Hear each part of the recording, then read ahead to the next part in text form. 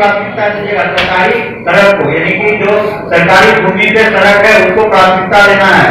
उसके बाद वैसी सड़कें जहाँ पे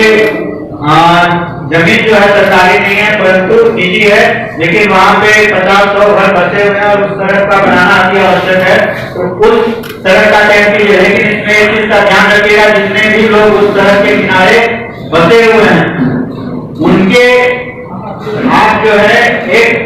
अनापत्ति प्रमाण पत्र, यानी कि आप जो है उसमें एक स्टाम्प पेपर पे सभी लोगों से लिखवा लीजिएगा ये सड़क जो है मेरी निजी भूमि है, इस पे अवस्थित है, परंतु हमारी सुविधा के लिए अगर यहाँ पे सड़क बनाया जाता है तो हम इस सड़क को जो है सरकार को देने के लिए तैयार है, ताकि कल के डेट में ऐसा नहीं हो कि सड़क भी बन जाए उस पर सरकारी राशि से और कल के डेट में वो मुकर जाए कि नहीं हमको जो है हमारी निजी जमीन चाहिए, हम सड़क को नहीं देना चाहते।